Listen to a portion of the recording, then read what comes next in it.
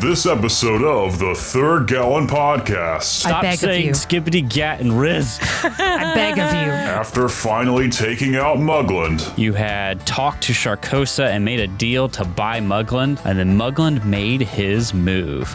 He shot at you. It did not go well for him, and you handled him pretty well. You shaved his mustache and you took him on a walk, Forgot about that. and then you shoved him off Hellside. Micah's angels regroup at the Barrel and Bullet Saloon. Chester does the thing where he walks in, reaches behind the counter for a bottle, and then walks into the back room.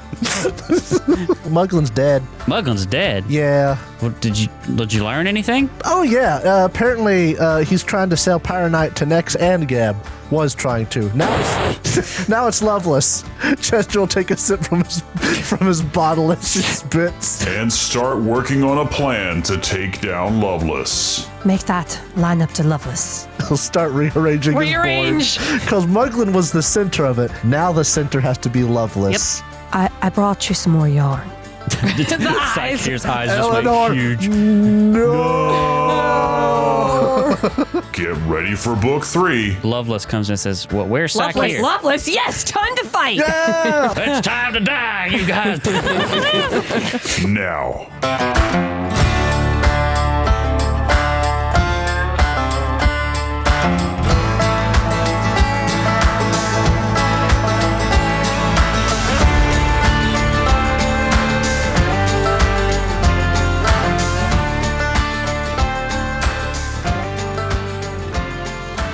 Well.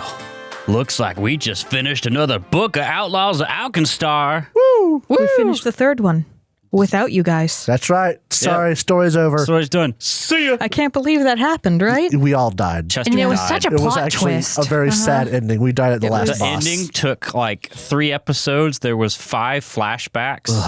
Almost like 1 per round. It was intense, guys. We've went from being really great at this to learning from anime and getting worse. Yep.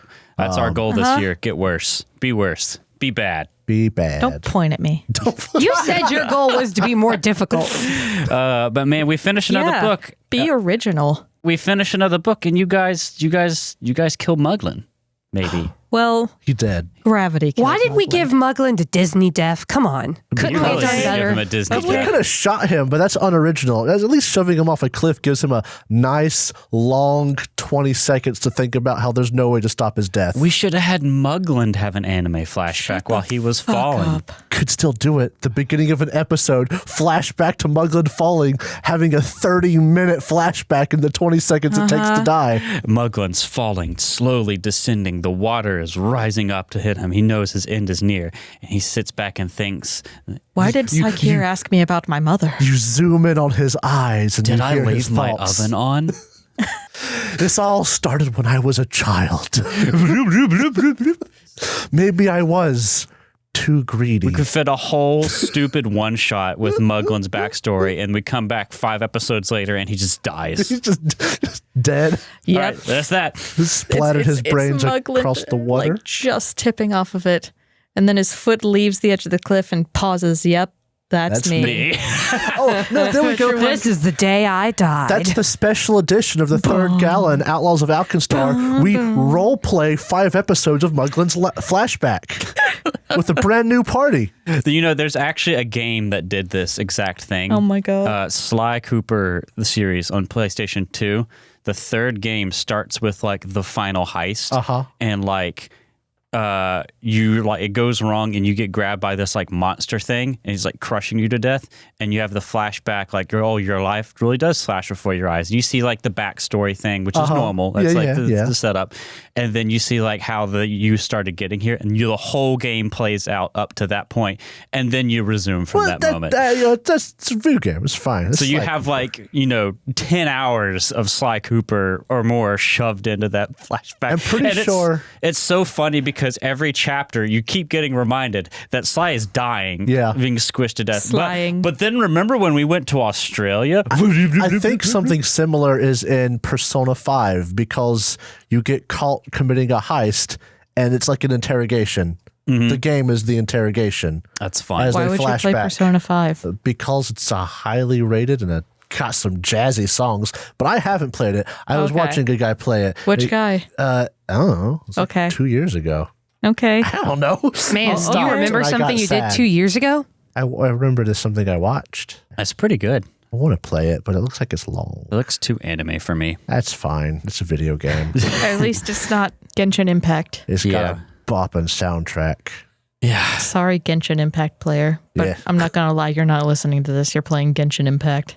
Maybe they're listening while they play Genshin Impact. Oh, no. Does that mean Maxor will never listen to our podcast? Trying to get that special waifu. Well, anyway, because we just finished a book, I know we did one of these fairly recently.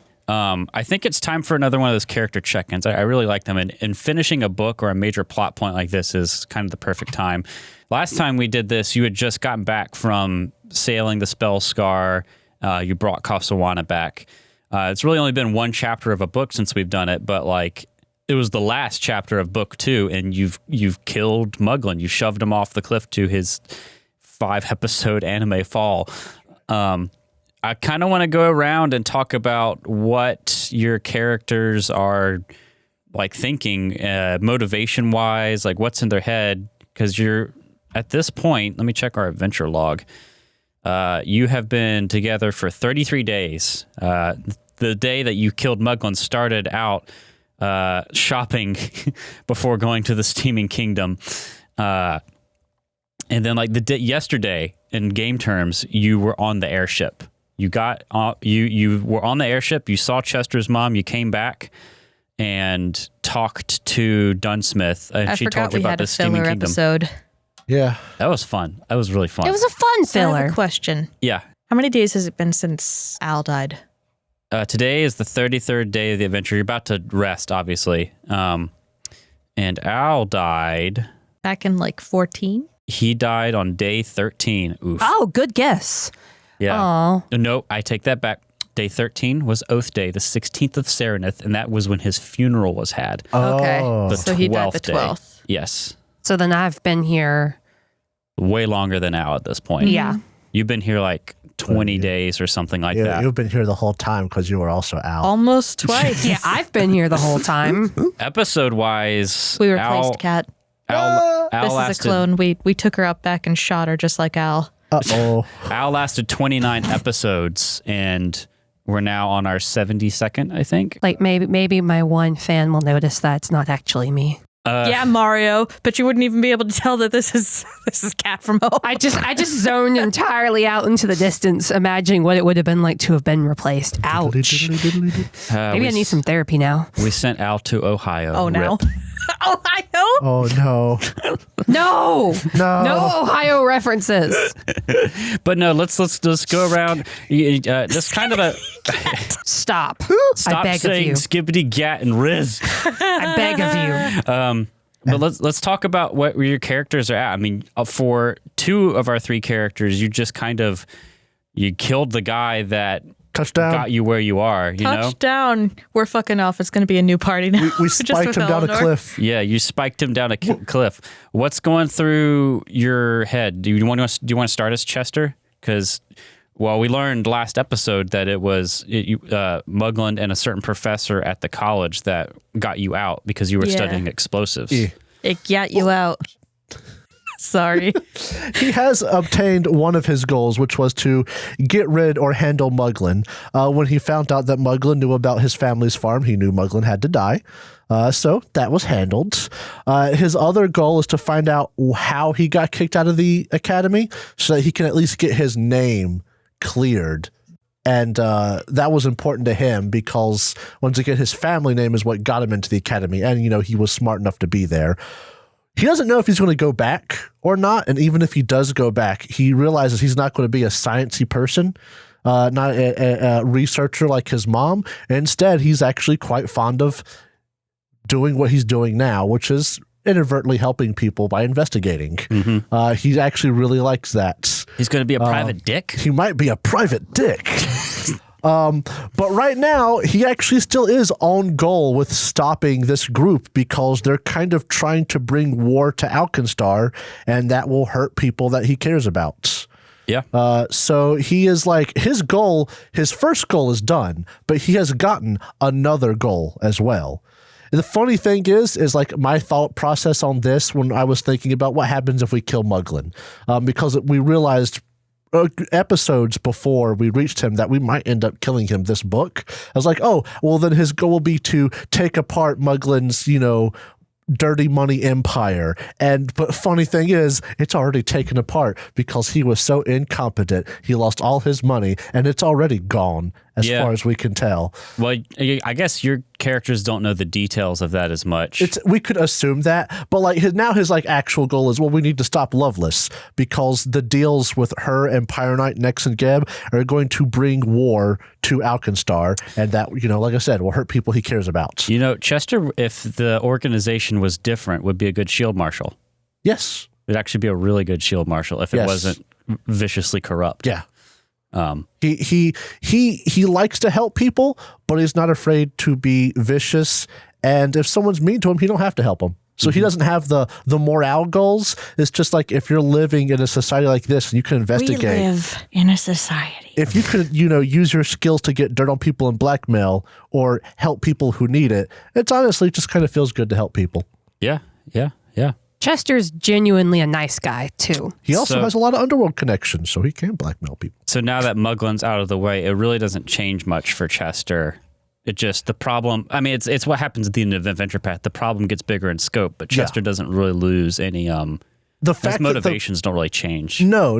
His motivation was protect the farm when he found out Mugland knew about it and clear his family's name. Or rather his name and in turn his family's name. Yeah. He's reached those goals.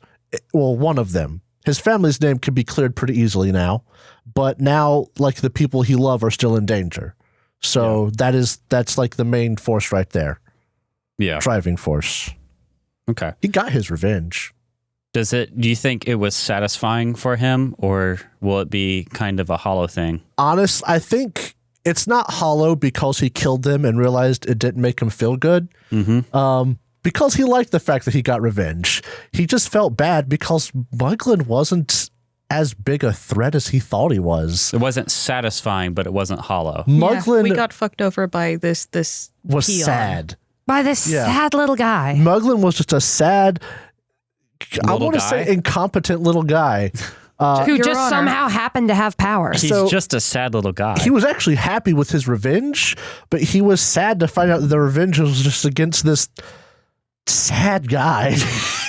Like, who was fighting and trying, but just making the worst decision apparently at every turn. Yeah. So like he thought he was getting revenge on a villain, and instead he just got revenge on a jerk with too much power. Right. Not like a competent villain.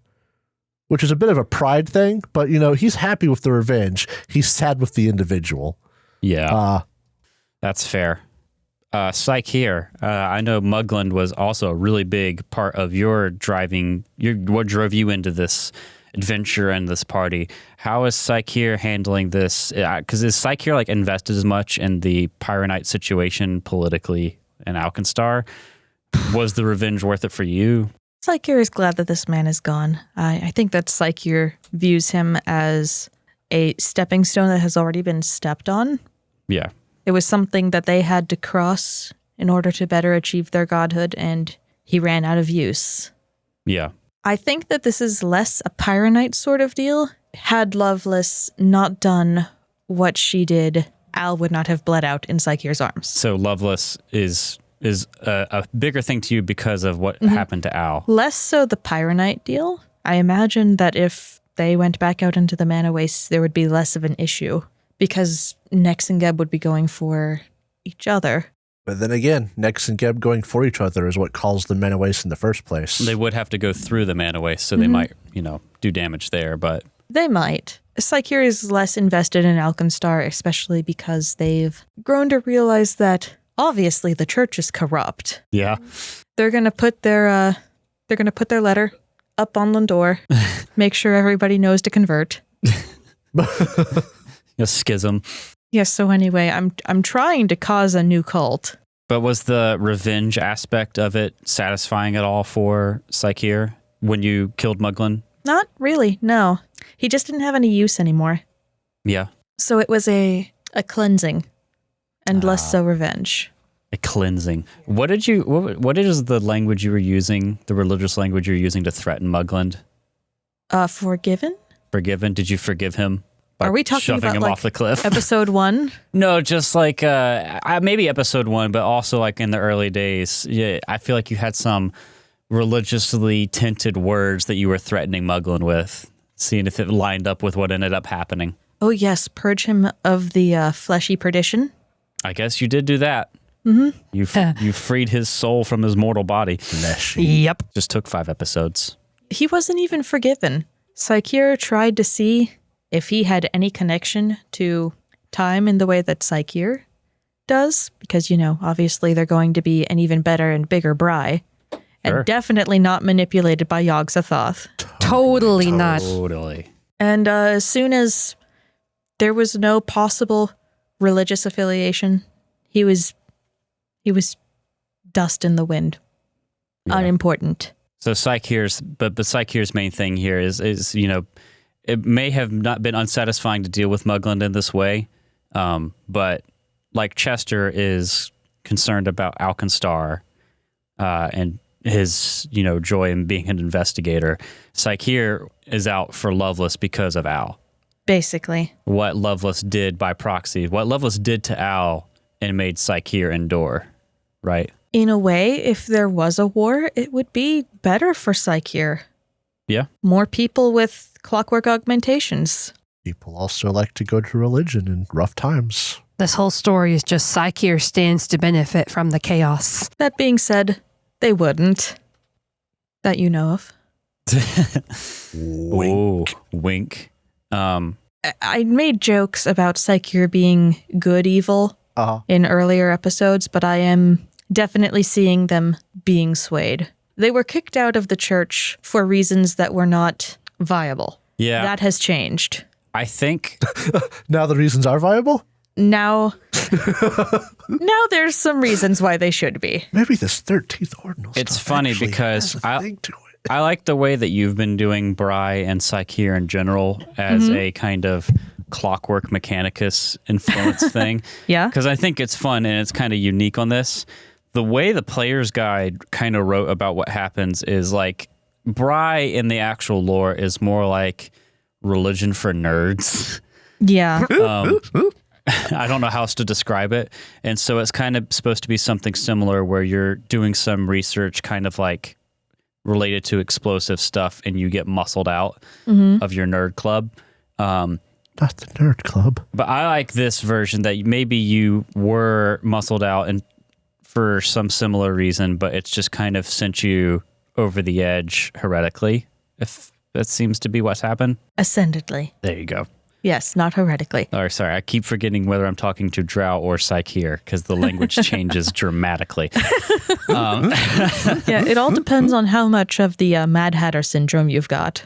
I kind of like it though because I can totally see if we're talking about our home, every game that runs in Golarion is its own instance of it, right? Basically. And in our instance of Golarion, there being a schism between the nerd faith, which is probably what Bry is actually based in, and the, cult mechanicus style machine spirit faith, cult right? Mechanicat.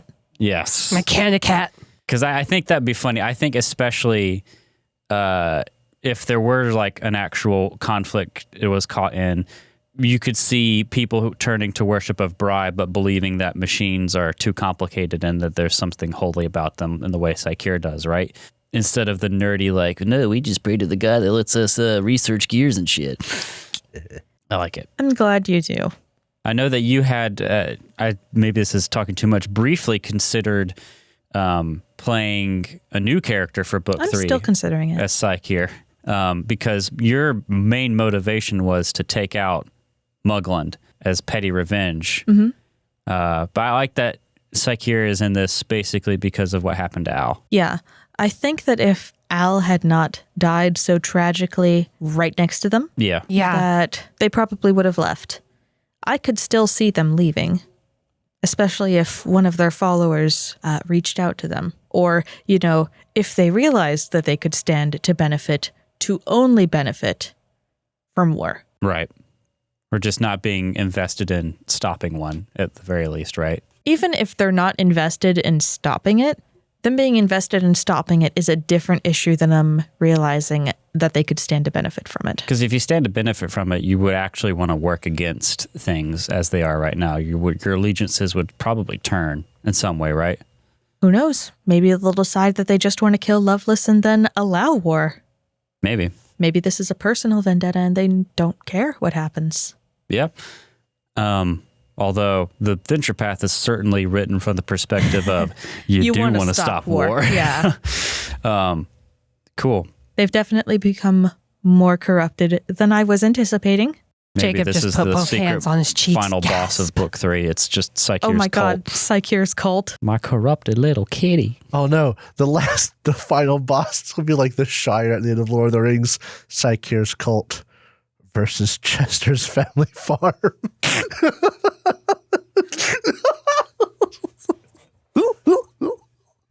Oh my God. Psycheer has time if you have the coin.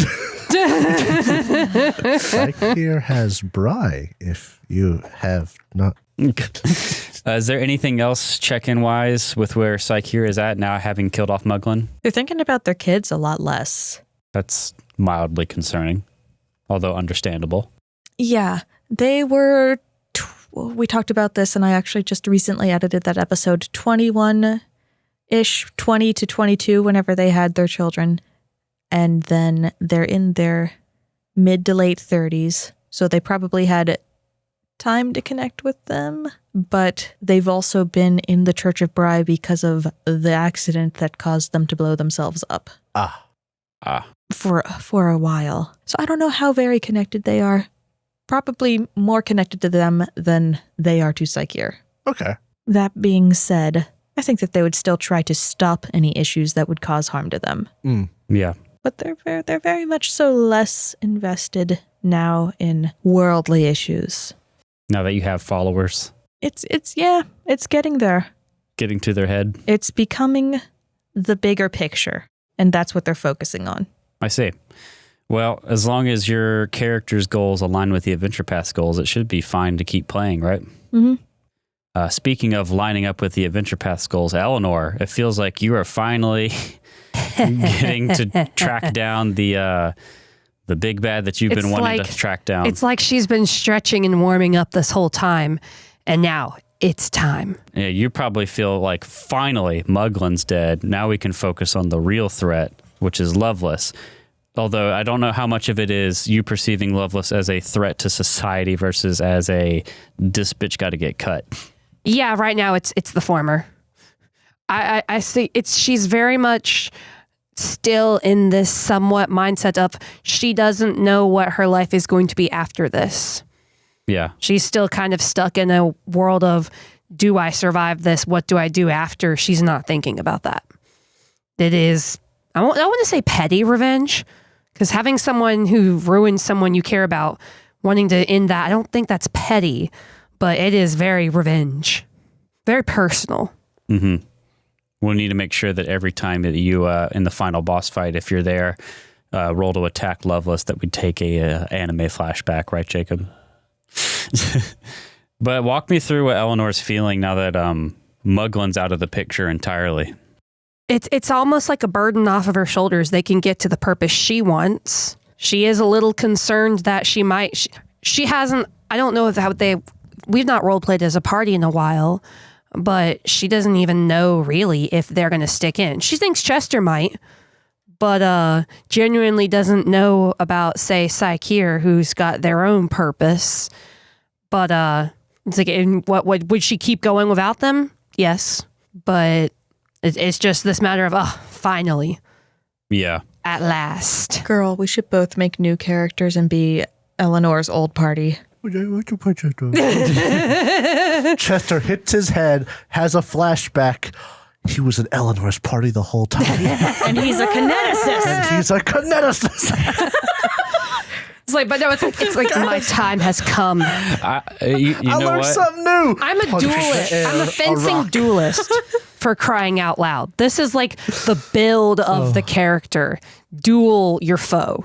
Duel. Yeah. Yeah. Although I don't know if I've shown the audience the cover for book 3 yet. I'll show you guys again. It's pretty clear what this one's about. Check that out. It's about magical shields. It's about gun. I see undead. I forget her name.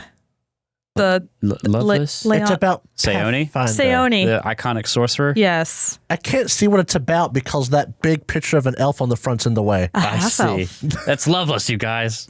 Oh, Yes! it's Loveless. Yay! That's a secret for later. We could kill her right now. We could kill her Quick, right splash it. now. We should. No, my book. If But I yeah. flip this book over, she's gone. But yeah, this book is made for Eleanor's story arc, really, right? It's about, I will say it is kind of, it's an adventure pathy thing where the real plot starts in book 3 a lot of times. It's not just Outlaws of Alkenstar. It happens in a lot of 6-parters and like first edition adventure paths. But like the real plot was about, Pirate Knight and political implications with Nex and Geb, right? That was the real plot, but it kind of pretends that it's just about Mugland and Pirate Knight for the first 2 books. But yeah, I mean, that ties in. Eleanor might not care about the political implications of it, but with Loveless at the center of it, it really doesn't matter because that's your revenge arc. Yep. Let's just hope that she gets to make it there. That is the main concern. She has made it to the point where now she gets to do what she wants, go after Loveless specifically. She may find herself being a bit more careful because now she actually has that in her sights. Yeah. Getting her revenge. More focused on her goals. Very cool. Is there anything else you think that's going through her mind outside of that, just kind of relief? Is she excited? Is she worried? Anything else?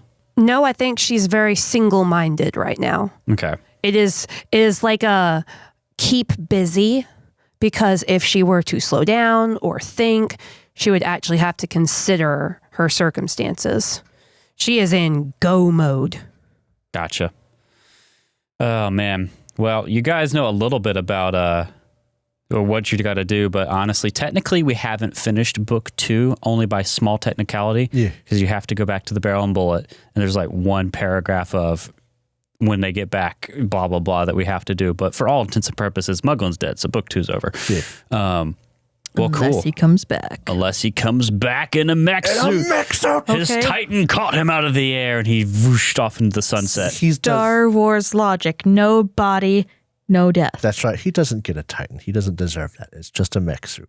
He should have been chopped in half, and then he comes back half mech suit. Turns out Mugland was a helldiver, so he's going to be fine. But y'all should know, if I get my hands on Loveless, she's not falling to her death, guys. She's falling on a sword. Hey, baby! Or the sword might fall on her or bump into her accidentally. I think it'd be With funny if force. Eleanor tore out her throat with her teeth. Ooh. It'd be really fun if she hit her head on a bullet. Anyway. She dies like the guy at the end of the Borderlands DLC. Steps on a stair, rolls down the stairs, breaks her neck. That would have been funny if that's how Mugland died off as well. That would have really sold him being incompetent. That's in what a that funny really way. said earlier. Yeah, Yes. we talked about that in catching up. That would have been really You should have funny. just had him fall down the stairs while we were walking him, Derek. Yeah. And break The his neck. anticlimactic. That's a Hammerlock's Big Game Hunt, Borderlands 2. I would never forget. Jack, my old roommate in college, beat it, and I was watching him play it. I was like, that's hilarious. It's not the best R.I.P. DLC, Jack. but that ending He's still is great. alive, but he's got no internet. Miss you, Jack. Jack is like the person who put the idea of D&D in my head. Yeah, Way we back would when. not be playing if it wasn't for Jack. It was- You told him. It was just too late for Jack to be involved, but Yeah. he was there for the first time we ever played. The beginner box. Yeah, so, oh man, this is a whole nother banter, but We could, yeah, we could, let's save it. we can We'll save that. yeah, because that's a whole nother can of worms. Anyway, we'll save that for later because now, centuries before, the Starstone was raised, the Wizard Kings next Gib warred with one another, scarring the land between them into a devastated, unstable magic wasteland. From the glowing ashes of the Mana Wastes arose Alkenstar, the city of smog, a metropolis of airships, skyscrapers, factories, and clockwork wonders. To the world, Alkenstar is the pinnacle of innovation and determination in the face of insurmountable odds. On its streets, life in Alkenstar is a non-stop race to stay ahead of the competition. And it is here that a desperate group, hungry for revenge, I'm fucking starving, you guys, living on the edge of the law, hunts for the ones who cast them out.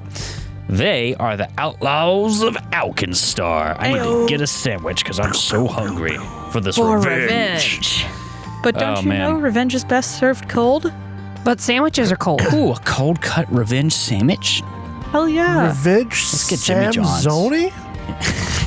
Wait. We can have it with the banana pudding that I made. Oh. I would like to interject really quick. It's going to take like maybe 30 seconds. Please do. I streamed recently. While I was streaming, I got messages from Sam, our friend over in Poland. He was like, hey, the day that the bonus banter dropped, I did in fact eat both pierogies and pickle soup. You were correct that that's all we eat. And then he was like, yeah, you also mentioned that you made banana bread, and then I ate a whole loaf of banana bread. And that's what food banners will do to you. this man's a legend. I'm assuming a lot of gender here. Sam's a legend. Yeah. Well, you guys just leveled up to level 9. I think it's time we talk about that shit. Cause you get some fun stuff at level 9. Let's I sure did. Let's go around a horn. Chester, kick us off. I'm a horn. Chester got home. I'm fighting the Please emphasize you're the a what N. now? just Please horn. emphasize the N. H-O-R-N. Just that. Glad I'm a there's whore. I'm waving the horny stick at him. You'd be glad there's no Y on the end of that horn. What about an I-E? I'd still hit you. I'd throw it at you. What about just an I like Sammy? Oh, my eye.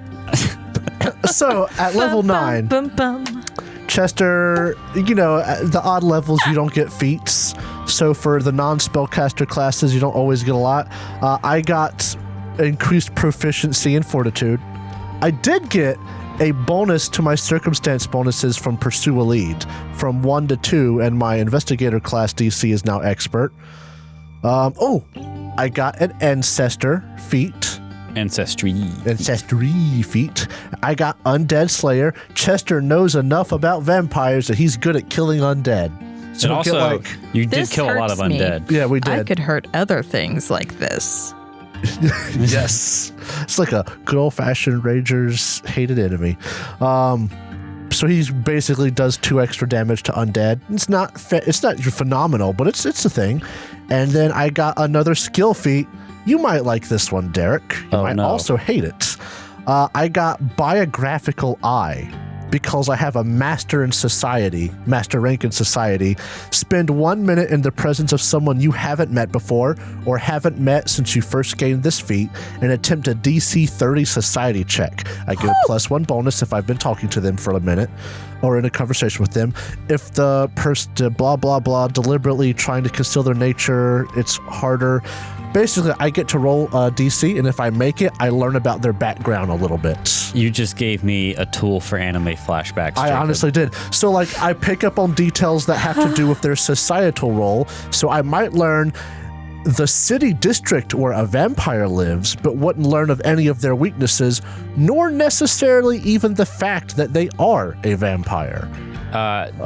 So, like, it's you know, look at you're doing the Sherlock Holmes That's things. exactly what you I was look about to at them, say. you see the green under their fingernails, they're a herbalist, a pin indicating a membership of a secret society. So you get to learn a little bit about people's backgrounds, whether it's actually helpful or not. Discombobulate. And then discombobulate. So mechanically speaking, a success, you learn the creature's profession and specialty within that profession. You learn the nation or settlement that where they normally live. If you get a critical success, you learn more of that kind of stuff. That's really cool. I was kind of running out of like really neat skill feats to take, so this one seemed all right. Maybe That's I really, could do really something cool with it. I like it. And I think that that's about it as far as Chester's concerned. I only got 2 named things from my level 9. It's a great fortitude, skill increase, society. Oh, my strategic strike damage when I use devise a stratagem increased to 3d6. Hey, that's nice. That is nice. That's nice. I do a little bit more damage. That's it. Chester done. No weird alchemy bullshit. No, that's feats. That's even levels. Okay. Psyche, what kind of fun stuff did you get at level 9? I got a new special spell. Specialties? Feature? Signature spell. Hey! There it is.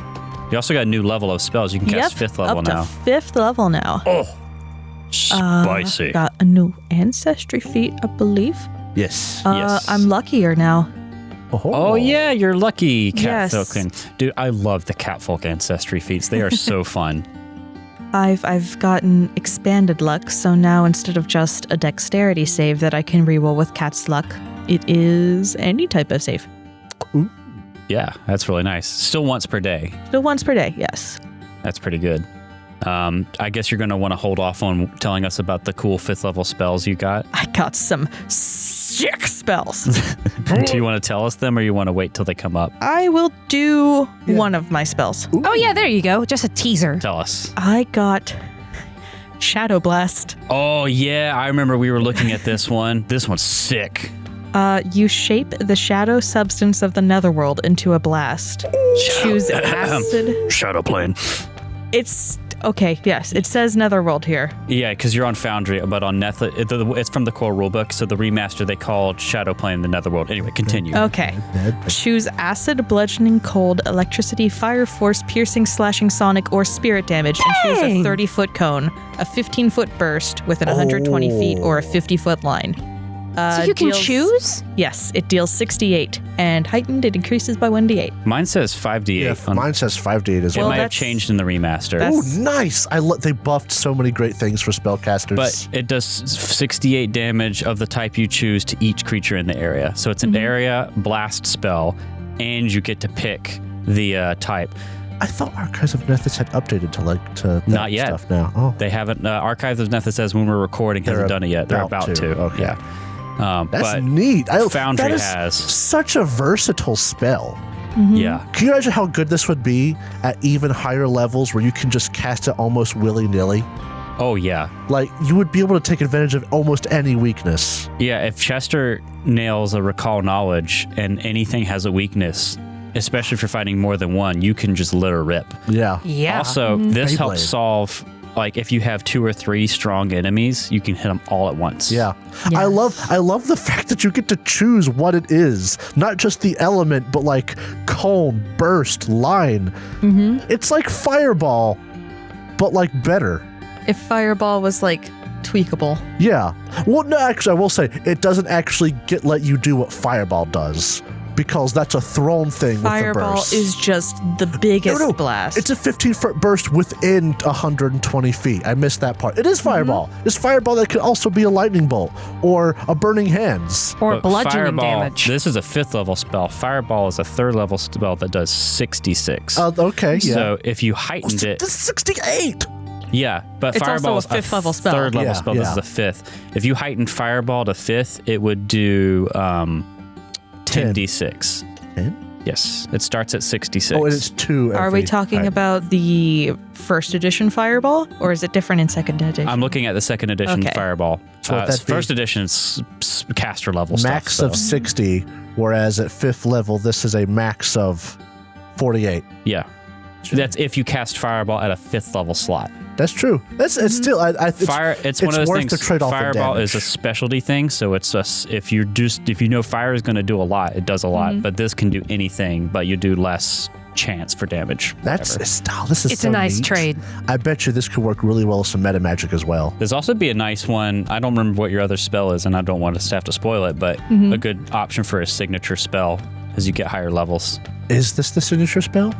You get one every spell level you get. You pick a signature you can spell. choose. That's right. I'm thinking of your spells related to your oracle stuff? So Shadow Blast is my signature spell. Yes. I was thinking of not your focus spell. I was thinking of that. No. But no, that's neat. Also, that's such a good spell. That's pretty cool. Is that it for you, Drow? Mm-hmm. I'm going to keep this other one in my pocket. Very cool. I don't remember what it is, so I'm excited. Kat, why don't you tell us about what Eleanor got? Eleanor, I'll start with the more boring stuff. Eleanor got Elf Step as an ancestry feat. So as one action, she can step 5 feet twice. Oh, yeah. That could literally be a life or death thing there. Regarding reach or something. And I find it funny. I've been choosing the elf feats, even though Eleanor has been leaning more toward her human heritage. They just happen to be the ones that are most helpful for me. What's more human than taking advantage of, of your what other you've got? Bloodline? And then the other fun thing for Eleanor is Eleanor now has a 4d6 finisher for her precise strike. And her finisher leaves people flat-footed. Oh. Until the start of my next turn. So I don't get my own benefits, but I can give everyone else that benefit. Oh, that's the finish. Okay, I was looking at what Exemplary finisher leaves, because I'm a fencer, it leaves your flow flat-footed until your next turn. Oh, that's so good. Or shall I say off guard. So yeah, that's my stuff. A 2 5-foot step in one action, more d6s, and flat-footedness. Very cool. Yeah, level 9 is not as much exciting as the even levels, because then you get feats, and feats are always really fun. But that was not a bad level for Eleanor. Oh yeah, definitely. You went up a tier basically, right? And combat effectiveness and damage output, more or less. Alrighty, so we've leveled up. You've pushed Mugland off a cliff. What about Isuvu? Isuvu's not with you. Did they level up? Maybe off in their corner of the world they level up. Do we need to hire Usuvu again? Yeah. No. Yeah. Yeah. No. I liked working with Usuvu. We would be flanking buddies. I just realized something that makes me very sad. Oh? Like, we are reasonably sure that there's undead in this adventure. This book 3. Yar. The whip does non-lethal damage. Non-lethal doesn't work on undead. Uh-oh. You need to get a rune of lethaling. A rune of lethaling? There actually is one, or like a shifting rune, because I looked it up. But apparently it's expensive. I don't know what level. And we don't got no loot. I see. Well, as a way of a brief recap, last time we sat down to play, you had defended the Steaming Kingdom. You had tracked down Mugland to the secret hideout of the Gilded Gunners. You had talked to Sharkosa and made a deal to buy Mugland. And then Mugland made his move. And he shot at you. It did not go well for him. He also had one of her lieutenants betray her. And you handled him pretty well. And then you got some information out of him. The important bits being that Loveless has the formula for Pyronite and has already found some buyers. A Nexian geomancer, I think, called Ebrium, and some contact from Geb called Parsus. You also found out that Mugland might have some information at his house, but the real key to this is what Loveless is doing right now. And he was waiting to be his money to come in from Loveless and be let out. You shaved his mustache and you took him on a walk. Forgot about that. And then you shoved him off Hellside. And that's where we left you guys. Mugland plummeted to his death. We could take 5 episodes and have, Did Mugland just die? I don't know. It was really unclear. I didn't see a body. Why did that mech fly down and scoop him out of the air? Clockwork, Titanfall mech. Don't you do this. But yeah, you guys, it's like 8 o'clock at night. You shoved him off the cliff. What are you going to do now? Guess go back to the bar. I must reconvene with my flock. All right. Any other quips before we go back to the bar? Better believe it. You guys head back to the Barrel and Bullet. You guys aren't my fucking flock. Jacob, stop waving your arms like a bird. Oh wait, you also have the handless div that's locked in a bath somewhere. I'm gonna go grab that guy. What are you gonna do with him? I'm gonna take him to the chop shop. Okay. Take him to the chop shop. You go back to the Steaming Kingdom. Are you going alone? I'll go alone, yes. Okay. If you'd like backup, Chester will come. It's okay. Okay. Shove him in the bag. You said it exactly the same way as you did in the episode that I just edited. I know. It's a good way to say it. Throw it in the bag. Shove it in the bag. You go back. You see they're still cleaning up the mess at the Steaming Kingdom. You go get him out of the bathtub. My hands. They're broken. Pulverized. Pulped. How could you? Would very easily. He shapeshifts into a sexy cat with mangled hands. How could you do this to me? Your deception earned you your current state. And I feel no remorse. And you're going to take him to the chop shop, you say? Yes. All right, you get to the chop shop. The guy's just about to close up. Like, oh, hey, Sakir. Who's that guy? Why is he blue? You can't just ask people. Oh my God. You can't just ask people why they're blue. Oh my God. What was I doing? You took him to the chop shop. He needs a hand or two. Oh, okay. We could get working on that. That'll be an amount of gold. He owes Sakir 1. Sakir just brought all those robot bits from the workshop. I also just got him some work with the second kiss. That's right. Yeah, business has been great. Sorry, I had temperament. The blue threw me off, okay? He sits him down and screaming starts. He starts to put clockwork hands on him. Screaming starts? Oh, yes, not we have to comfortable. remove. Does we he have to not- remove it first. Does he not numb people? Somewhat. It's a chop shop, dude. It's not the hospital. The pain is temporary. Ow! The pain is the flesh. Oh, my You flesh! will never feel pain within these metal bits. He starts Actually, there's shape-shifting such a between thing different as phantom pain, and he's totally going to have it. Phantom pain and trauma. What are you going to do with him when he gets these hands?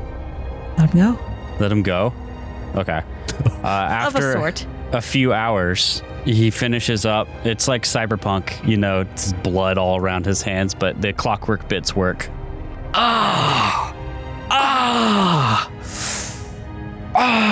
This is the Luke Skywalker thing. Are you remorseful? It looks at you as much as like a div can have like sob and smeared makeup.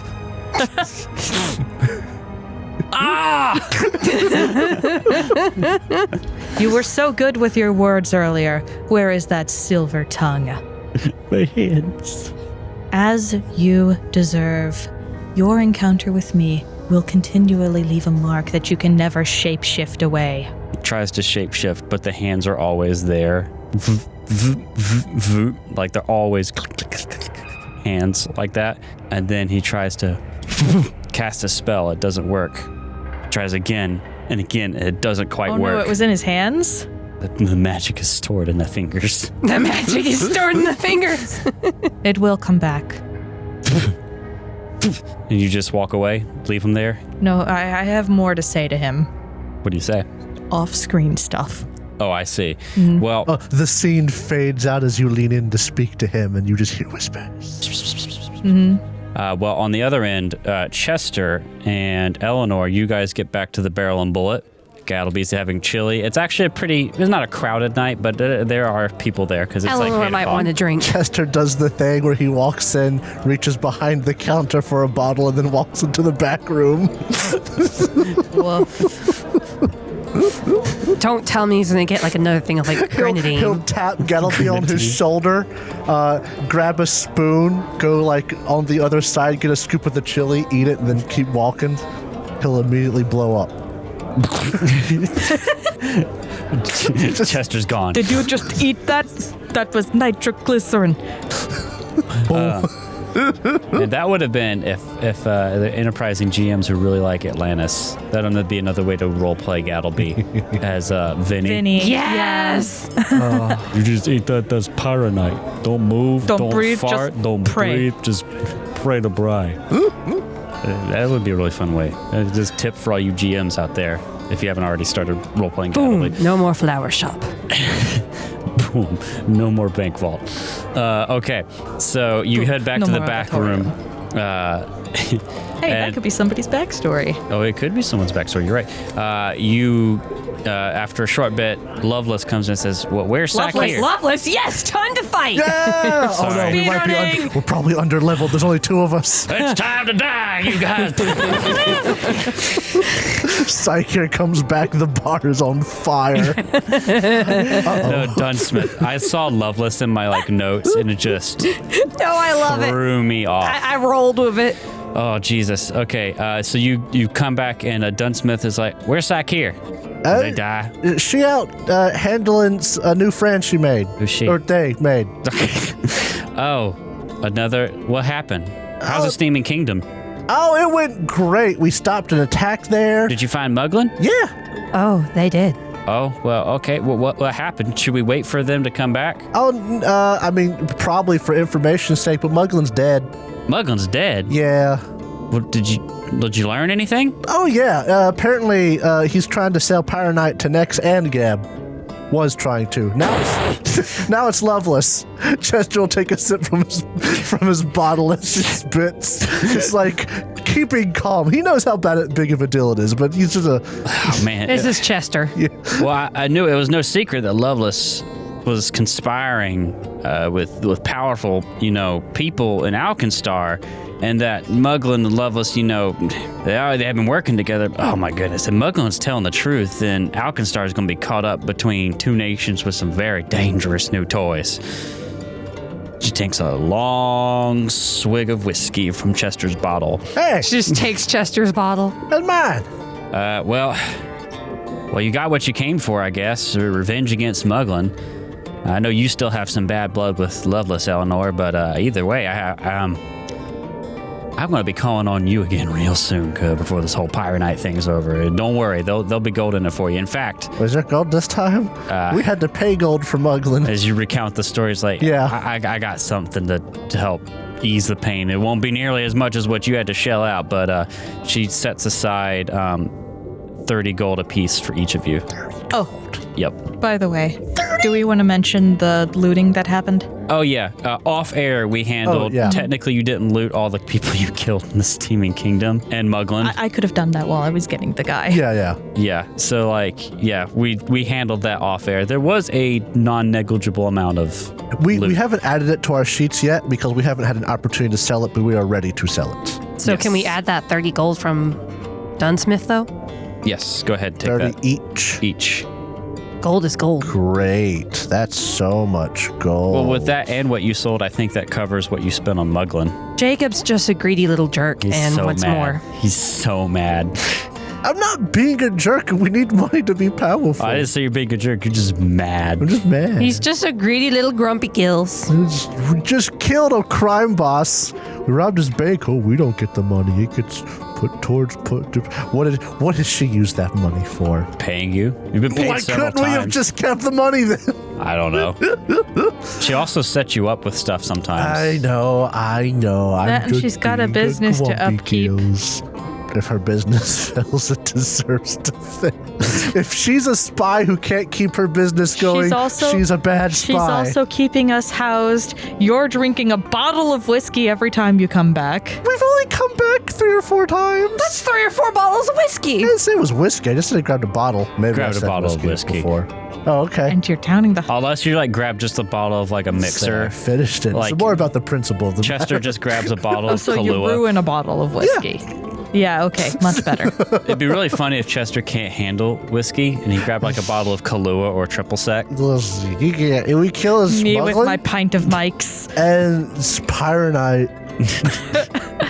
The rat blew up. The rat blew The up. rat does the same more. You won't find his body. You off his body because there is new paint. So you drunkenly tell Dunsmith the story. Yeah, we tell Dunsmith what happened. We do that. I can't figure out why wizards and whatever are interested in this Pyronite stuff. I mean, Because it's a good weapon. I know, A but pea-sized bomb blew up half an auditorium. It was a cutscene, but it still happened. you stop that. Oh man. But why would I know that? But why wouldn't one of them be trying to outbid the other? Why would they be working together? Because Alkenstar is a threat. It's not really a threat. We have guns.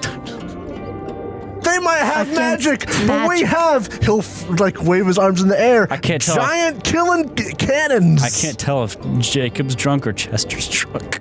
Chester's right. They might have fireball. We have fireballs.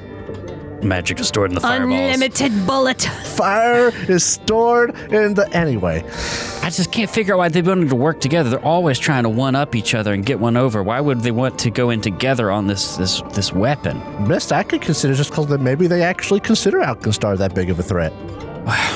Well, y'all get some rest. Fill in Psyche here on everything when they get back. And be ready, man, because it looks like this whole thing's going to go out with a bang.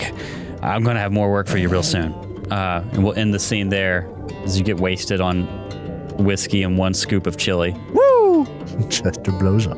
Act like he don't know nobody. Oh, have fangs.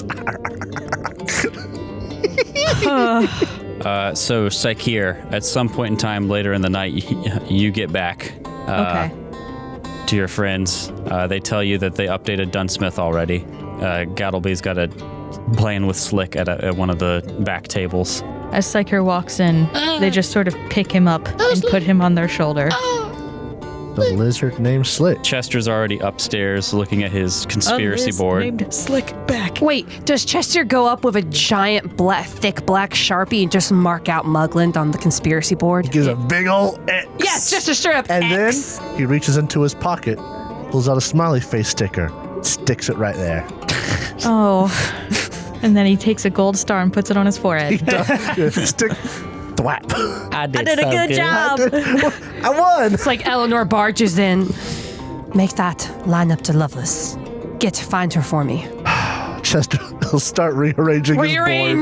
Because Mugland was the center of it. Now the center has to be Loveless. Yep. Rearrange so that Chester's board. just in the middle of chaos. He goes into his craft drawer to pull out more yarn, more pins. He's like, I guess I won't be busy. Eleanor's like, I brought you some more yarn. This is when Psycheer gets in. Eleanor's holding out yarn to Chester. Psycheer's eyes just Eleanor, went huge. No! Cast shadow.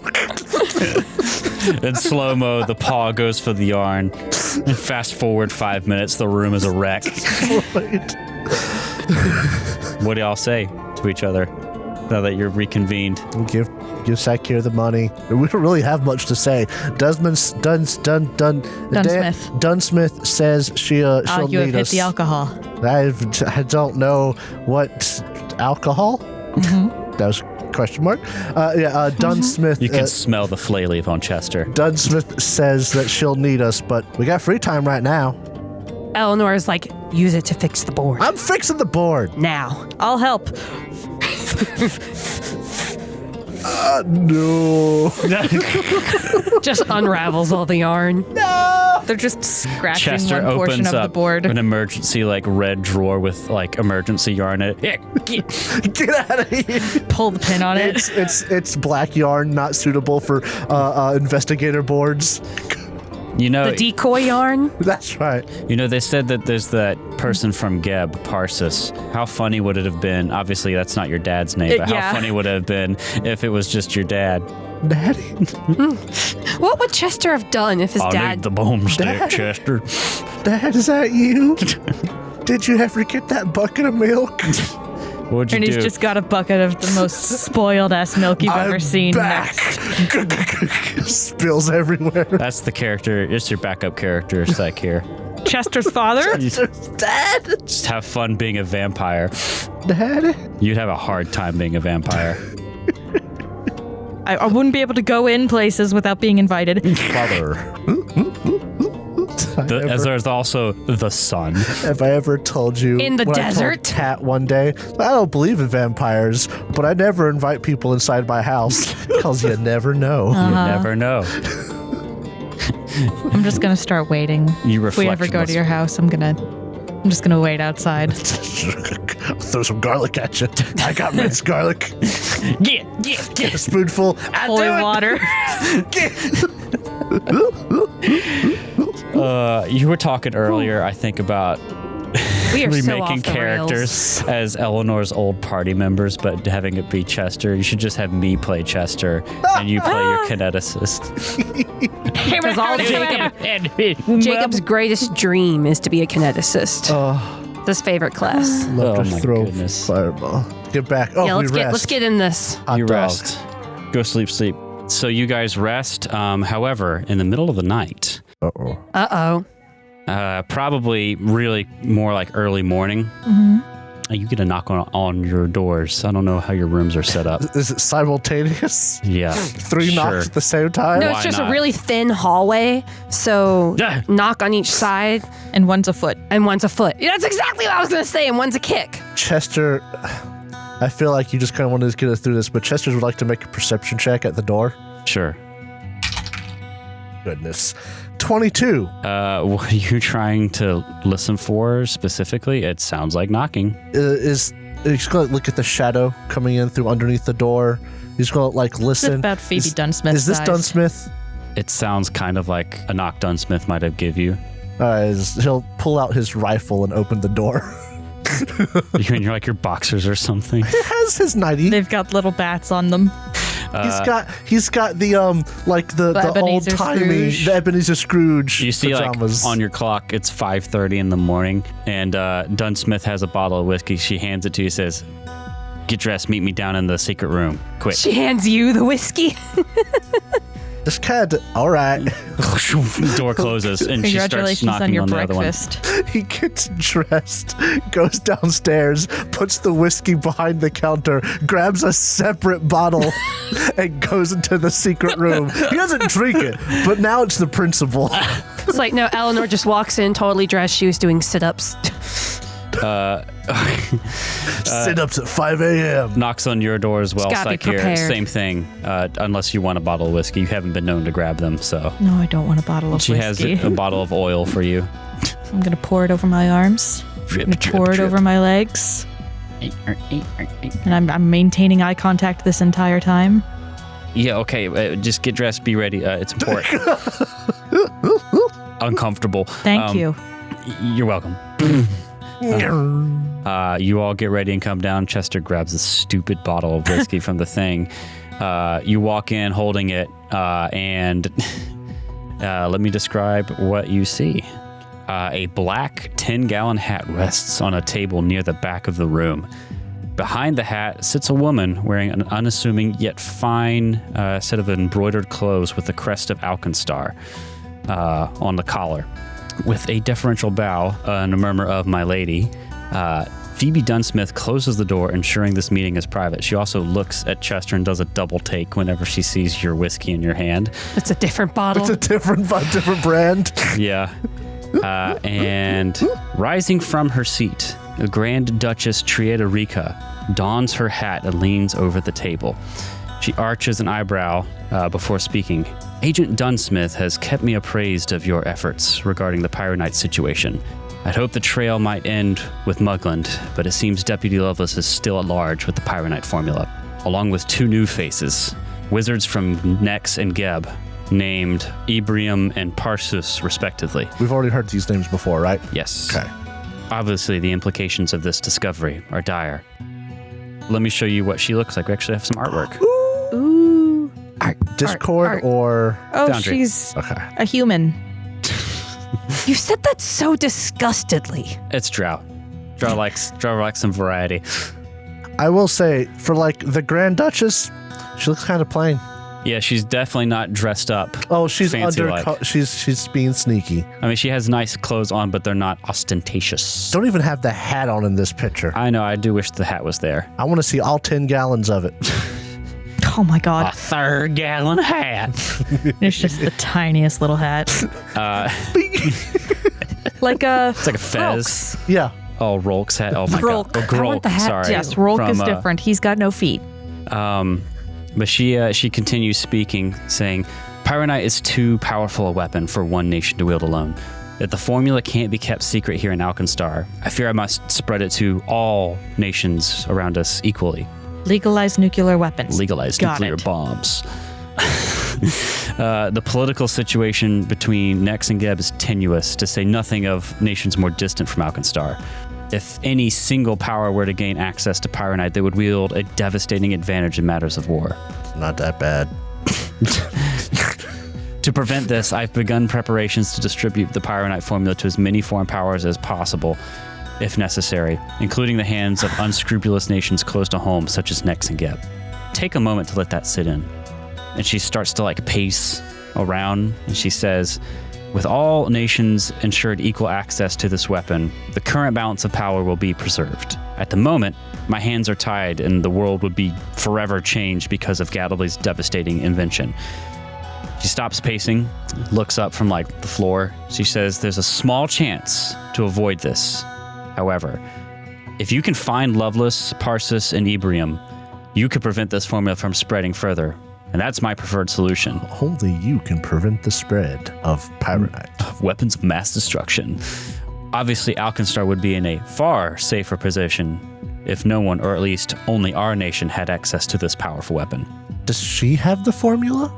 I think if she doesn't already, it'd be easy enough to access with Gattleby. Oh, because Gattleby knows how to make it. Yeah. Pyronite wasn't that bad. I got hit by Pyronite. That was unstable Pyronite. This is... have to keep my mind in the story. Because, literally, Chester did get hit by Pyronite. Yeah. And he's fine. Yeah, it did not actually hurt him nearly that bad. But Chester's also a player character. Even so. But okay. Do you got any leads? Well, at present, we know little about Parsis or Ebrium, so the trail ends with Loveless, who's nowhere to be found. While we don't know their plans, in order to use the Pyronite formula, the trio will need large quantities of the necessary reagents to craft the explosives. This means they need funding, material, and transportation, all things that I can track. As a first step, I need you to infiltrate the Iron Master's Vault of Secrets. This is where Loveless and her cronies have their offices. Oh, how do you say that? What's that again? The Vault of Secrets. The Iron Master's Vault of Secrets. Hopefully, you can find some clues about her whereabouts and any dealing she's had there. Wait, so you've known where Loveless is this whole time? Or where where she's been? I know where her offices are. I don't know where she is. The Shield Marshals have numerous offices and different things in the Vault of Secrets. Oh, okay. So this is a Shield Marshal building. Correct. Oh, okay. It's not her specific. This is her legal office. Yes. Okay. Never mind. Oh, wait. That means we're basically having to break into the FBI. Yes. Honestly. It's time to steal the Declaration of Independence. Need to get some Payday 2 music up in here. Bring the body bags. Get some elf step. I hope you don't have desync issues while you're trying to get key cards to break into the FBI. Don't worry, I spec'd into stealth. I brought an RPG. We're fine. Don't get hit by the taser. That's kind of a tall order. I'm sure agents with your capacity can handle this. You've proven more than capable of many other very difficult tasks. If we can find Loveless's or the other two's locations, would you be able to send people to help us take them? Not the Shield Marshals, obviously, but there's got to be some army or something we can use. Agents or something? We cannot possibly be your best bet for fighting these people. Well, unfortunately, Loveless has many allies, both high and low. They've stymied my official efforts to oust her or move against her. That's even aside from alerting Loveless to our plans. Alkenstar's bureaucracy is formidable. Our city can be like a lumbering engine set on a track. It's very difficult to slow down and even more difficult to change directions. So in my official capacity, The glory of it. it is difficult for me to make nimble adjustments. And I find unorthodox, looks at all of you, solutions such as agents like yourself. I am in far fact more Catholic. effective. Unorthodox. God damn it. That's a good joke. But yes, your efforts have been outstanding, and that's why I've selected you for this important mission. I mean, you guys are 9th level at this point. I know. We are powerful. Well, I guess we ain't really got much of a choice. It's like I'm in. Do you have any connections within the Shield Marshals? Anyone who might be upset with the misfeasance that has been committed? You guys are the best choice I have. Anything I do officially will risk setting off Loveless to our plans that we're after her. All this being said, I will say, apart from the importance of averting an international disaster, I have money on the line for you if you complete this task. And more importantly, is reputation. Or should I say redemption? Let me put it plainly. If you're successful taking down Loveless and stopping this and stopping us from having to spread Pyronite's formula to maintain the balance of power, I will personally ensure that you are not only rewarded with money, with gold, but I will use my political powers to clear all of your names. I can absolve you from the laws you've broken thus far, or more helpfully restore your statuses that Loveless and Mugland have damaged. Even posthumous status and names? Yes. Nice. Well, we ain't breaking any laws. We haven't broken any laws since we started this, so that's good. We've killed a lot of people. Yeah, it was self-defense. You have. I'm sorry, it's not against the law if the law tells us to do it. Breaking and entering. But the law told us to. Everything we've done has been ordered. Technically, what you're doing is illegal, but It's that's fine. only between you and me. No, I want to make a problem so I can forgive it for you. No, Chester won't be that snarky. He'll say, I like the sound of that. I agree. Dunsmith will fill you in on the details on how to get into the Vault of Secrets. If there's nothing else you have for me, please excuse me as I have to get back to the political life before the sun comes up. Vampire. That's your daddy. Dad? And she excuses herself and she nods at Dunsmith, and Dunsmith starts talking Nods to you. back. Dunsmith looks like she hasn't slept at all tonight. Oh, wow. What? Nothing. Chester, why'd you get some bottled whiskey? I've got you one for some. It's the principle of the matter. I will beat It's this my bottle free on your spirit head. to grab my own bottle. Beat the bottle on your head, you stupid. You Anyway. could have just put it down and picked it back up. But it's not the one I wanted. See, this one's got a cowboy on it. That one had an eagle on it. I liked it better. I swear to God. Which one? Yeah, which one? Because one of them, most of them won't care. But like, you swear to Gorham, you might like fight me or something. Catholic God. Oh, okay. Listen up, I will guys. see you in confession. I've been working on this as fast as I can. The first step we got to do is to get you into the Vault of Secrets, and I've been up all night coming up with a plan. I think it's actually going to be a bit easier than I was worried about. All we gotta do is speak parcel tongue in the bathroom. You shut up. You stop reading them stupid books.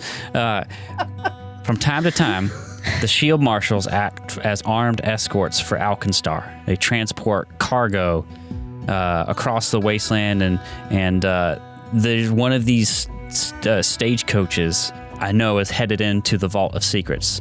They're piloted by these automatic clockwork steeds. The route is already preset, and I think Forceful dirigibles. if you can somehow get on that stagecoach, one way or another, it'll get you into the Vault of Secrets. Huh. Whether you pull the Wookiee prisoner chick or whether you're able to hide on the stagecoach, you're going to have to jump it in town as it's coming through. But all you got to do is get on this stagecoach. It's going to go take you right into the vault, find info on Loveless once you get into her offices, and try to get out undetected, because as soon as you set off any alarm, you're going to have a hell of a time, and every shield marshal from this side of the Mississippi is going to be down on your butt. How's a shield marshal usually getting there? Well, that's just where they have offices. They also have some holding cells there, and there's an armory and other things. So, like, is there a front door? Yeah, What about our caps disguises, or do they got magical countermeasures? I'm pretty sure they'll check for that. It's worth a try. It's worth asking. All right. Well, Now, Loveless's offices are going to be in Vault 14, but this stagecoach is going to come through around just after noon. this afternoon? Right, about 1 o'clock. You'll either have to sneak aboard, stowaways, or stage a stick up, or whatever the hell you got to do to get on them. But the mindless clockwork steeds are just going to go there anyway. They don't give a shit about who's on board. But it's going to go into the Vault of Secrets, into their special receiving area, and it should get you back near close to Loveless's side of the vault. And once you're in there, again, look for anything that can implicate Loveless. Look for her whereabouts. Look for her dealings with power brokers, high people up in Alkenstar. Just anything you can get on her. Give us some leads. And again, you got to get out of there without being seen. Chester, I've witnessed you throw concoctions that expose invisibility. Do you have any to promote that? That's magic, not my forte. Necessarily. We could look for scrolls or some wands that might do that. Are these coaches guarded? They are. This one's going to have 4 shield marshals on it. 2 of them, Otto and Lily, are tough, like, real characters of shield marshals, and I'm 99% sure they're in with Loveless's gang. There's 2 other ones that I don't know much about, Peyton and Oakley. I think they're more bookkeeper side of things, accountants, so just be careful with them. They're probably not involved with Loveless's schemes, at least not directly. So, just if you got a kill, watch out for those 2. Great. Also, another thing you should know is that many of Loveless's lackeys have taken to wearing pins or getting tattoos that depict a broken heart. So either be like a tattoo that you should be able to see or some sort of pin on their collar. Is she actually named Loveless, or did she have an unfortunate event with a loved one? I am not sure. We can find that out later. But anytime you see one of those, don't be afraid to, let them have a day with lead or steel. Do the shield marshals have a way of communicating with each other long distance wise? Like sending stones? Like if we were to shove the 2 accountants off the coach. I don't think so.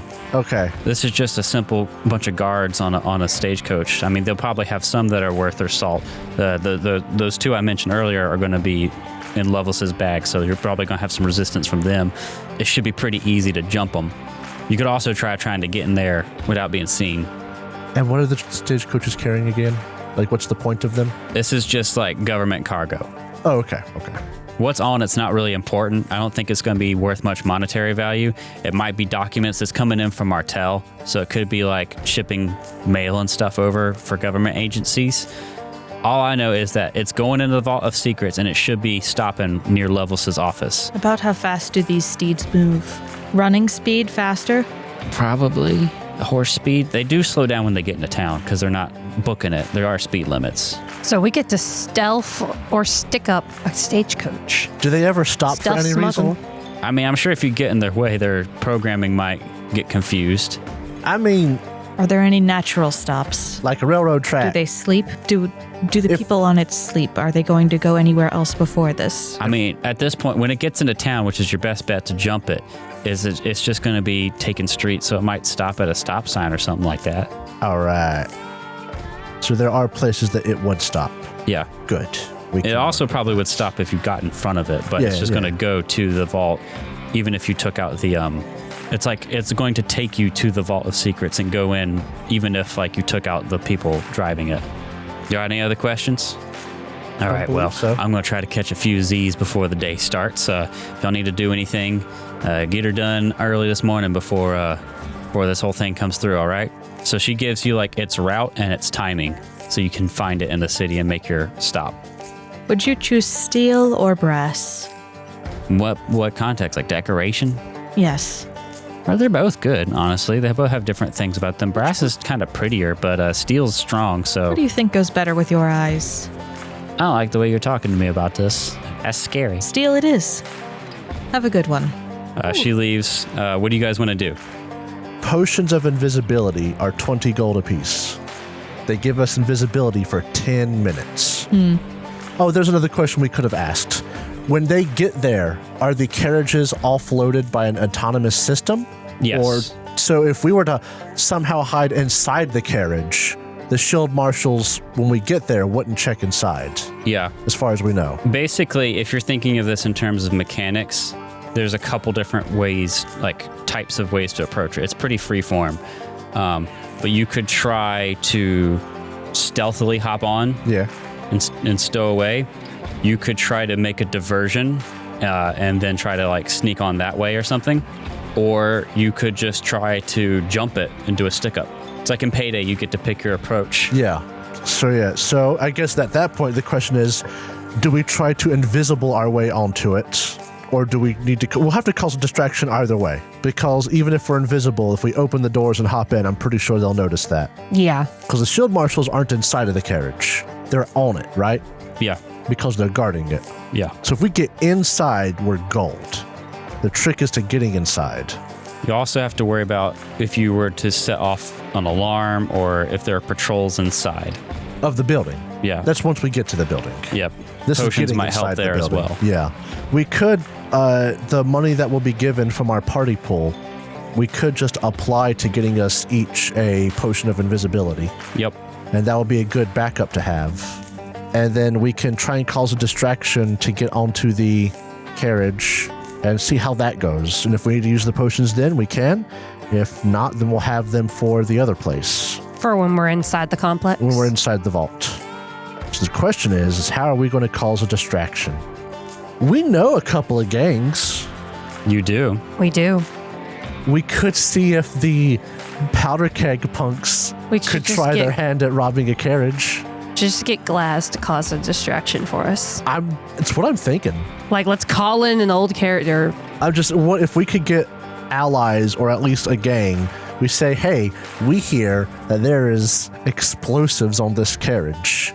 1 o'clock they're about to cross this bridge.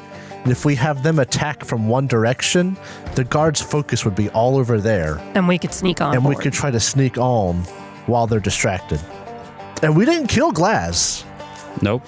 So he may still have a bit of a gang left. Could Chester find Glass? Yeah, why don't you roll some underworld lore to see where he is these days? All right. A couple weeks after you... I don't suppose you would allow me to just use society? No. Okay. All right. Underworld lore it is. Wait, don't you have a skill feat around that, though? That lets you substitute society instead? Criminal connections. In an area where we have connections, roll society to meet important criminals or gain a favor in return for future favors. Is this underworld lore or... This is criminal connections. Would you roll society or underworld lore? Roll society. Okay, then just do that. All right. Here, that was the short description. I can leverage favors to meet people. That's fine. All right. So I will use society then. Good. It's 5 higher than my underworld lore. I see. Keeping them both updated is rough. A 10 on the die plus 19 society is 29. 29? Yeah. So you know Glaz is still in the same workshop because he still has some of his powder keg punks and he's been working on recruiting them again. You could go talk to him if you wanted. You could just walk in there. So this is my idea. We get a gang to attack them and use that as a distraction. No, I love it. It's so chaotic. Sakir, Eleanor, you ain't met these people. This is gonna be fun. Sakir, what about the powder keg punks? Bombastic enough to create a distraction, yes. Yeah. And crazy enough that no one would think twice of powder keg punks attacking. And we're not attached to them, so if they die, it's no big deal. Okay. I mean, it's better than using like someone from the temple or like the goblins from the junkyard. No, we love the goblin. Never endanger the goblin. And I don't know if we could convince the Gilded Gunners to do it, though. The Gilded Gunners might actually win. We can't have that. Yeah. The Gilded Gunners are a much bigger threat. They also might cost you more if you're trying to hire them. Charcosa has been looking for a good hit. Yeah, but I don't... These things don't sound like they have money. No. It sounds like they have paperwork. Maybe evidence. Yeah.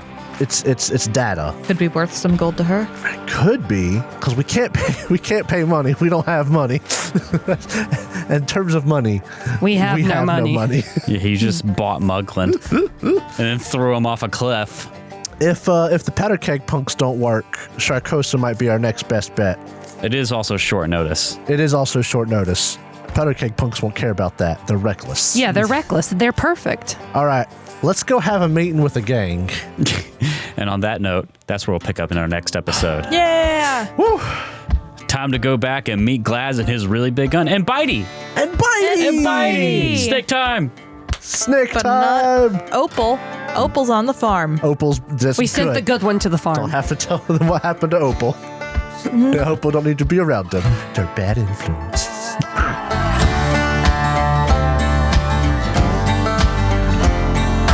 Thank you so much for listening to this episode of the Third Gallon Podcast. If you enjoyed it, please consider subscribing, rating, and reviewing us. If you want to see more from us, check out our website, thirdgallon.com, or follow us on Twitter. We are at Third Gallon, that's THIRD Gallon. We are also on Threads, Instagram, TikTok, and Facebook with the same handle, @ThirdGallon. We also publish a video version of this podcast on YouTube, which you can find on our channel, The Third Gallon Podcast. If you'd like to support the show, check out our Ko-fi page. You can find us at ko-fi.com/thirdgallon. That's ko-fi/thirdgallon. Our theme music for this season is Delta Rust, composed by Andy Ellison. Our ambience for this episode was composed by Michael Ghelfi, and you can find more of his work on his YouTube channel, Michael Ghelfi Studios, and you can support his awesome work at patreon.com/Michael Ghelfi. Thanks again for listening, and we'll see you next time.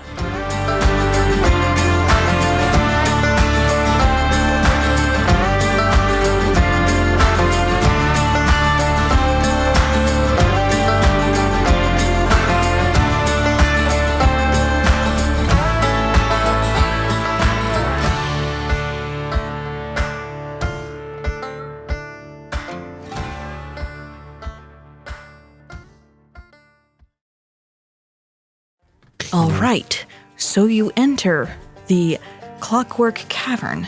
Is the cavern made of clockwork, or was the clockwork turned into a cavern? How familiar are you with the Transformers series? Yes. Not at all, I see. So there is I a know. concept called cyberforming, which is kind of like a virus that turns things into metal. Okay.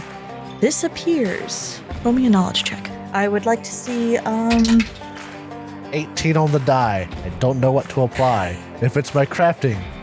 Oh, you're big. medicine. Oh, no. 30. So you go over and you look at this and you see a mouse run across one of the gears. This mouse slips and you see just the tiniest little corner of its paw get caught on one of the gears. There's a little drop of blood. Not anything bad. And then that foot starts to turn into clockwork and it spreads up its body. Does the mouse still move? Yes, the mouse moves. However, it turns to you, and its jaws, now clockwork, now bladed, clack, clack, clack, clack, clack, at you. Roll initiative. Oh, sucky roll. I got a 7. I get a +2. 31. What's your bonus to initiative? With my improved initiative, 18. What's your bonus to initiative? If I'm rolling initiative, wait, do I get? Do you have the one that I have the one that's like if I'm doing it for 13. Just add 2 to it. What? Just add 2 to it. So 15 plus 7 is 32. Okay, I'm gonna go with 15 then All right. for this bonus, which gives me a 31. You were 30, 32, 31. All right. Oh, no, I was 31 as well.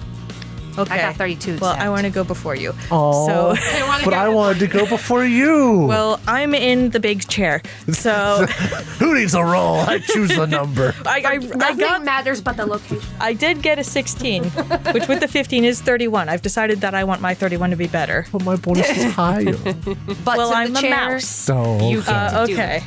So, Eleanor, go first. I stab. the mouse? No, just whatever I want. I stabbed the wall. I use my rapier, no, sword cane now, to You should change free that the back. mouse. Maybe they lose a leg, but I free the mouse. Mouse is attacking. Yes, this is not what is happening.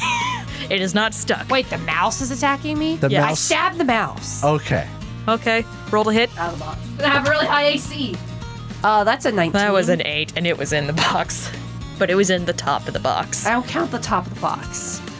I never have. Even when I rolled a 19 up at the top of the box, I was like, it's out of the box. All right, that one laid down my dice. It's a 17.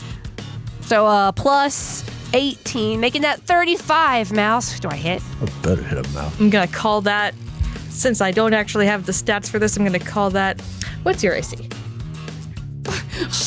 My AC with And my what's your buckler AC? is 29. Okay. 27 without the buckler. My AC is 29. All right, I'm gonna call their AC 26 then. I don't crit, but I hit. Was that a 35? Yes. Okay, I will call their AC 25 then. Yes! However, dashed. I'm because they are a clockwork, you cannot critical them. That's the way it is, right? Not in 2E. Not in 2E? I All just right. get 2d6 Go ahead. plus 4 then. Go ahead. Critical this thing. Oh, come on. 3 plus 4 is 7 times 2 is 14. Lamest roll ever. Well, it's a mouse, so it's dead. Yeah! Chester immediately goes up to the gear and stabs his hand on it. He wants to be a clockwork as well. Oh. The flesh is weak. You want to be a Flesh is clockwork weak. as well? All right. I voluntarily fail my fortitude save. Roll me a save anyway. Which one? Fortitude. 22. As this mechanical virus is overtaking your arm, you stabbed your finger, right? I stab my hand on it. Okay. As you give yourself stigmata on this, Hand gear. okay. As this happens, you are trying to will yourself into submission for this. Because you are accepting this, it forms smoother to you. You become, at least up to your arm, just a really sick-ass cyborg. Nice. And not kind of choppy and small and malformed That's the way why the you mouse should was. always willingly accept every disease. All right, roll me another fortitude save. Uh-oh. 22. Same thing. Your arm stays attached. Yeah! I Wait, win. I thought you didn't. No, I said I wanted to be a cool robot man. But- that means but arm that is means- part. You need to lose your arm.